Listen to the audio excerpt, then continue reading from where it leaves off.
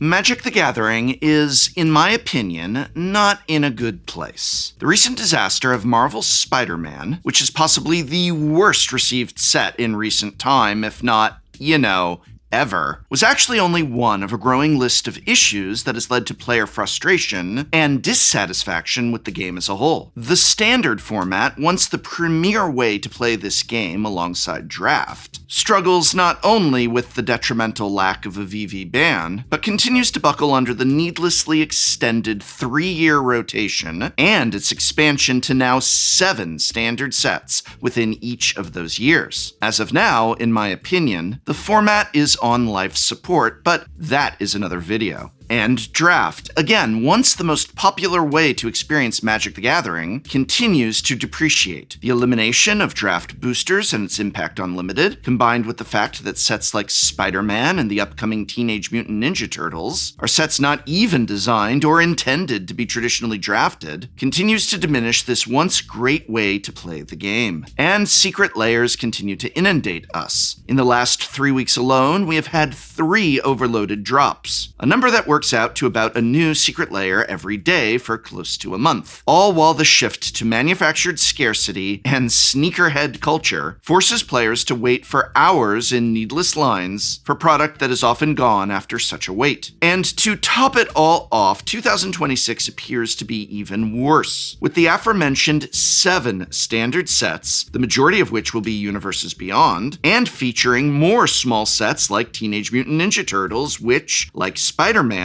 was never intended to be a fully draftable set. Not to mention yet another Marvel set, with the hollow corporate title Marvel Superheroes, as well as Star Trek, the franchise even its own fans no longer enjoy, all coming together in Magic the Gathering in 2026. The outlook for this entire year of Magic the Gathering is so outright bleak that channels such as the Command Zone could not help but express how utterly disappointed and outright deflated they feel about it, in a video you should probably check out if you have not already. And there are myriad other creators expressing similar sentiments, many of whom do not typically offer critical content about Magic. I mean, when Limited Resources is saying they can't even, things are bad. And so much more. Believe it or not, this is a positive video. It's a positive video. If you haven't turned it off already, just stick with me. Positive video, but I had to acknowledge the elephant in the room. So yes, Spider-Man sucked, but it isn't the only thing that sucks about Magic the Gathering right now. It just in many ways was the straw that broke many Magic the Gathering players' backs, because it wasn't a straw at all, but a full standard set that preceded that incredibly underwhelming announcement of all that 2026 has in store for us. And yet, sandwiched between Spider-Man and that disappointing 2026 release schedule are 2 jewels of proper Magic the Gathering. The long-anticipated Lorwyn Eclipsed, which is possibly the most anticipated set since War of the Spark, and the upcoming Avatar: The Last Airbender set, which, unlike Spider-Man and unlike Teenage Mutant Ninja Turtles, appears to be a proper Magic set with the level of care and development that all Magic sets once enjoyed. And yet, while as of the filming of this video, we still have a few days of previews left for Avatar, I have seen enough to be able to say with absolute certainty that this is an excellent Magic the Gathering set, one that succeeds on literally every metric that Spider-Man failed upon. I'm not here to try and sell you on Avatar, but I am here to tell you why I think, in isolation of all of Magic the Gathering's other problems right now, that Avatar: The Last Airbender, the Magic the Gathering set, is indeed, in terms of design, a huge success.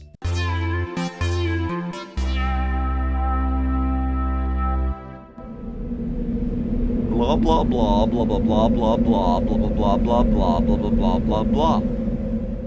In this video, I want not to dwell on Spider-Man. In fact, I sincerely hope it is the very last time that I ever say the word Spider-Man in a video on my channel, but rather, I want to explore and explain all that makes the upcoming Avatar set a success, why I think its designs are not only a throwback to what Magic used to be, but also how I think that if Universes Beyond sets simply did what Avatar is doing, that even players such as myself who don't want Universes Universes Beyond in Magic the Gathering would not have a problem with Universes Beyond, provided, of course, that they didn't also have 7 sets a year, but I'm not talking about that. I'm talking about Avatar: The Last Airbender, and I'm starting with the most obvious point of success that it scores: its setting. And I want to be rid of Spider-Man so badly that I'm giving away all of my remaining Spider-Man product on my next Whatnot stream. Collector booster boxes, regular booster boxes, and since none of you probably want any of that, I'm also giving away 10 Commander decks, precons from all over. Hey, it's Tarkir. Remember Tarkir? That was a good set. That was this year. Oh my God, it was this year. Thunder Junction. I don't even remember what year it is. Edge of Eternities. I'm giving all of it away this Friday on Whatnot, and I'm giving all of you a $15 credit to spend on anything on Whatnot. So come on and hang out with me and let's talk Magic. Whatnot is just like if Twitch and eBay had a baby. People are able to stream themselves selling items. In my case, I've got signed playmats, signed cards, and even signed academic deck boxes. I've got an exclusive blue, white, and gold color variation, and we get to hang out, chat, pick up some Magic cards or packs or other collectibles, and claim that $15 when you create a new account via my invite code. So let's get rid of Spider-Man once and for all this Friday on Whatnot. Go to www.whatnot.com/invite/Tolarian College to claim your $15 credit when you create a new account, and maybe walk away with some free Magic the Gathering swag, or just $15. $15 is nice. There is a joke that Magic players hate Universes Beyond until it's a property that they enjoy. I strongly disagree with the sentiment behind this because it acts to shut down criticism and dismiss dissatisfaction with Universes Beyond as simply being, well, you just don't like that property. I'll go on the record as saying that I love Star Trek, but I am not happy nor excited to see it coming to Magic the Gathering. Yet, I was never really a fan of Final Fantasy, didn't really play or get into the series, even less so for Warhammer, and yet, despite not knowing or even really liking those properties, I absolutely loved their respective Magic sets. Why? Well, the cards were extremely well designed for starters, but I'll talk more about that in its own section. Suffice it to say that it really helps that Final Fantasy was an incredible set, and Warhammer was an incredible series of commander decks, regardless of what art was on the cards. But let's look at the art that was on those cards. While neither Final Fantasy or Warhammer are set in the traditional high fantasy of Magic the Gathering, they are what you would call Magic adjacent, meaning that the aesthetic of these Universes Beyond Magic's own universes are still not too far removed from them. Seeing a board with Magic cards mixed in with those from the Final Fantasy and Warhammer sets is not particularly jarring. Certainly not the way seeing Spider-Man or Spider-Ham, or Dwight and Kelly from The Office, or the Teenage Mutant Ninja Turtles, or Jeff Goldblum, or Optimus Prime are. In the case of Avatar, it not only is an extremely popular property with a deep lore and complex beloved characters, but it is a world where if you do not know that story, if you do not know these characters, their presence in your game of Magic is not only not jarring, but it might actually be interesting or even exciting. Looking at these cards and art, a player who doesn't know Avatar might still enjoy them because they are adjacent enough to Magic as to capture the aesthetic that Magic players enjoy. It's not high fantasy, but it is not out of place in a game of Magic. So the people who love and enjoy Avatar can enjoy these cards, but those who do not know Avatar are not excluded from the enjoyment of them either. There's a famous cardboard crack comic in which 2 Magic players are playing cards like SpongeBob SquarePants, Iron Man, and Kylo Ren, and the point is that these cards and properties are making the game of Magic not really feel like Magic anymore. An onlooking player doesn't even recognize what game they're playing, because that game has been overloaded with all of these Universes Beyond IPs. Never mind the fact that when this satirical comic was made, SpongeBob SquarePants and Iron Man had not yet come to Magic and were just chosen as outrageous examples to prove a point. But can you imagine the same comic using Universes Beyond cards that are from Magic adjacent properties? While Belakor, the Dark Master, and White Mage's Staff, and Orcish Bowmasters, and Cloud of Darkness are not from Magic's worlds, if you do not know what worlds they are from, they do not feel too out of place. Even some of the more distinct cards from Final Fantasy and Warhammer, which use the kind of technology or weaponry that is not typically found in Magic, aren't too jarring because, again, while it is not a part of the Magic world's aesthetic, it is not too far removed from it either. Along those lines, do cards like Firebending Student, Day of Black Sun, and the Lion Turtle really look that out of place in a deck of Magic cards? Wang Shi Tong could come from a Magic world, as could Redirect Lightning and Azula. The cards of Avatar look at home alongside Magic, so much more so than the barrage of Spider-Man cards did, or the Teenage Mutant Ninja Turtle or Marvel Hero cards will. And before you bring up the bonus sheet cards, yes, I'm going to talk about these. In fact, I'm going to say that these are more than just ugly. They are cynical, and many Magic the Gathering players may not even realize, but they represent a larger problem that Magic is facing. But again, please give me a moment to get to them. There's only about one of these hideous bonus sheet cards per play booster box. They're not even technically part of the main set. And as for that main set, my point is simply that one way Avatar succeeds where sets like Spider-Man and Ninja Turtles fail is that the setting can feel at home alongside traditional Magic cards. But it's not just setting that makes Avatar a success. Let's talk card design and game mechanics.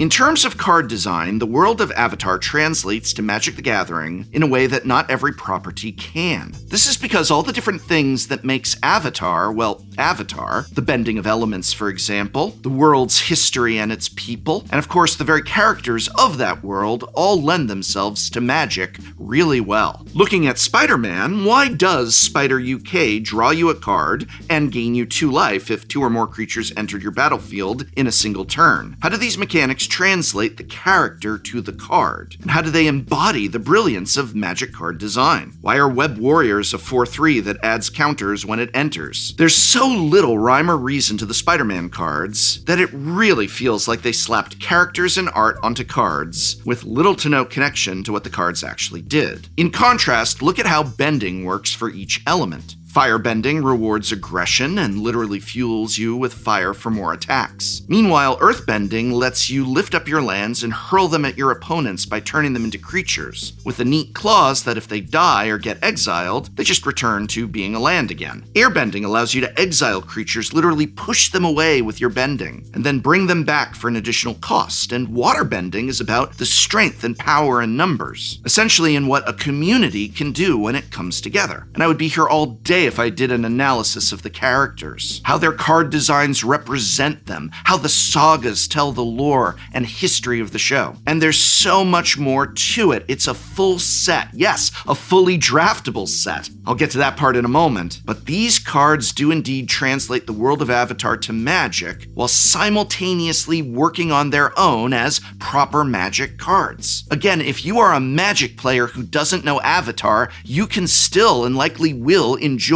playing with these cards as though they were just Magic cards, and that to me is a huge success.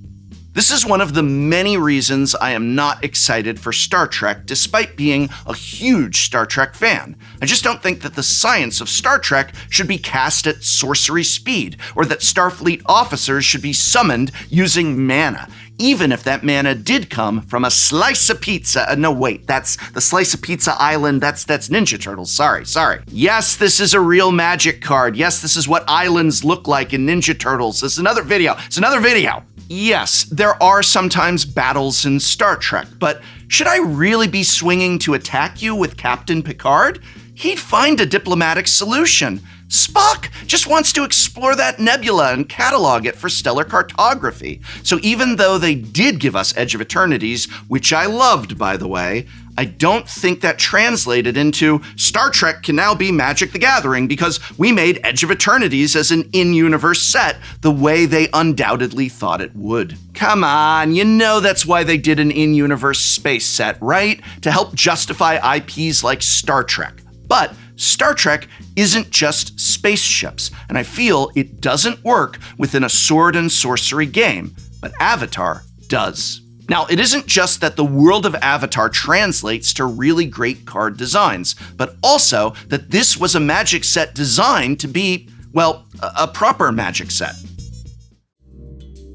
Avatar: The Last Airbender is a fully draftable set, which I can't believe is something I have to hold up as a quality of a standard set, but such is the current state of this game. Spider-Man, while technically draftable, was a small set, where Wizards of the Coast had to expand from what appears to have been planned as a mini booster set to barely hit 188 cards. In contrast, Avatar is a proper full set at 259 cards, plus its 61 card bonus sheet. And it was from the start designed to be a full Magic set, intended for standard and designed with a proper 8-player draft in mind. That last part is important because it speaks to the depth of the design. When you have to create a full 259 card standard set, you need to provide not only a depth of cards to support that 8-player draft, but also all archetypes, designs, and synergies between cards as well. Think about our typical pre-release guide that, yes, we will be releasing for Avatar as well. We cover not only the 10 2-color combinations and how each of those decks function within the set, but also the ways in which some cards serve to be a part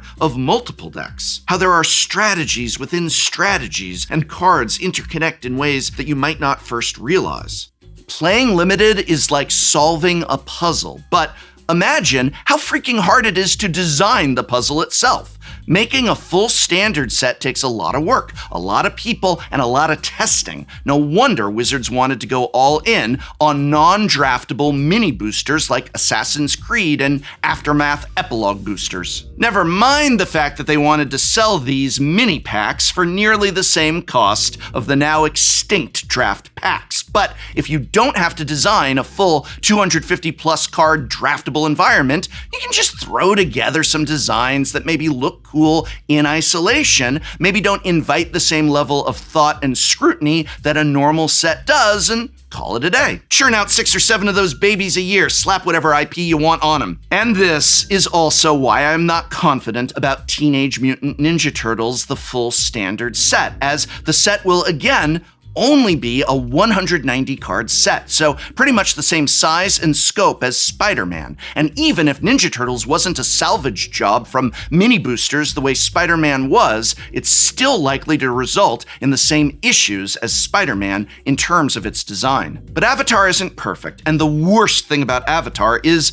understandably, dominating a lot of the community discussion regarding the set. And yes, it is these bonus sheet cards. Like I said earlier, I think there's more to these than just they ugly, which obviously they are, but I think it's even worse than that, and amazingly, it connects to the problems with sets like Spider-Man and Star Trek and Ninja Turtles and even Secret Layers. What do I mean?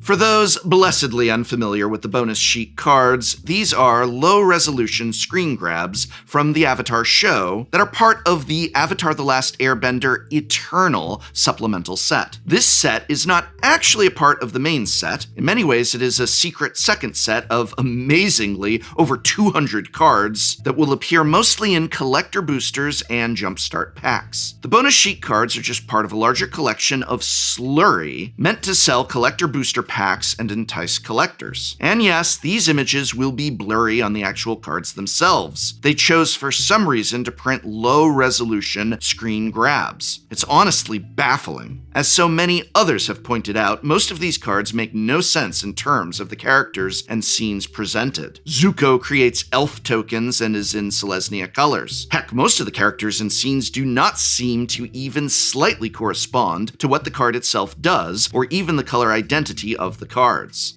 But the bonus sheet cards are not standard legal, and while they will be a part of Limited, should you open one in your pre-release pool or draft pod, at only 1 per box, it's not like the bonus sheets of the past. So what even are these, and why are they here? To be frank, they are here to sell Magic the Gathering's most expensive booster packs, collector packs, which are currently pre-ordering for over $600 per box. The way to sell packs like that is not through great card design, but through scarcity and collectability, and that's what these cards aim to do. The cards have dubious characters and moments from the show on them because they are being forced to conform to one scene from every episode of the show. The reason this restriction is in place is to encourage people to not just collect their favorites, but rather to collect them all. And at only one per play booster box, the real and kind of only place to get these are in those $600 plus boxes of collector boosters.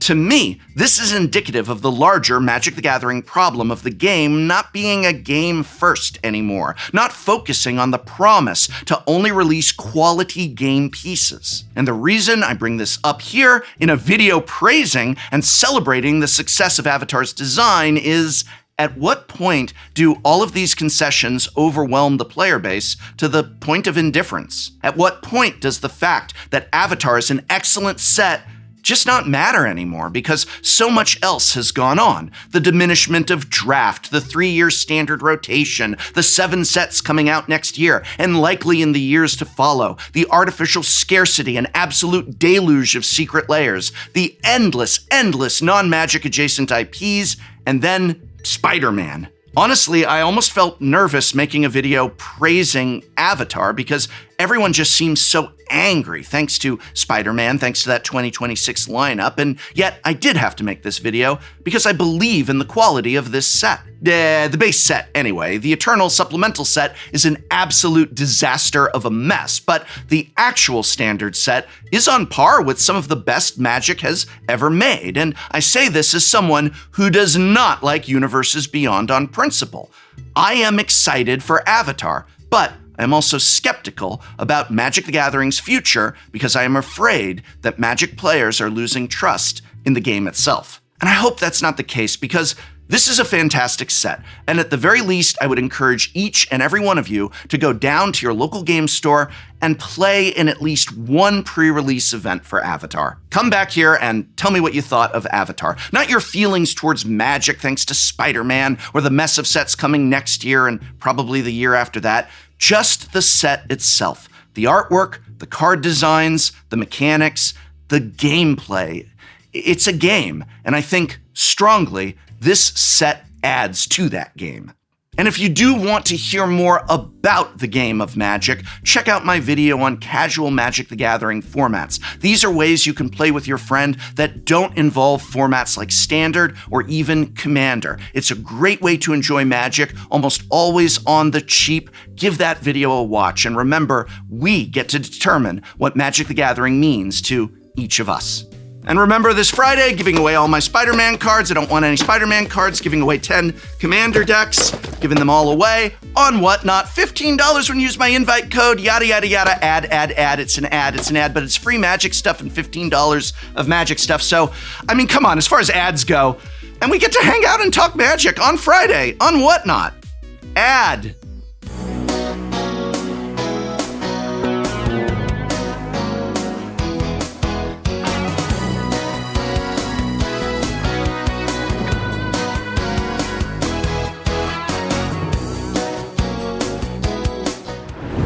Next time on Shuffle Up and Play.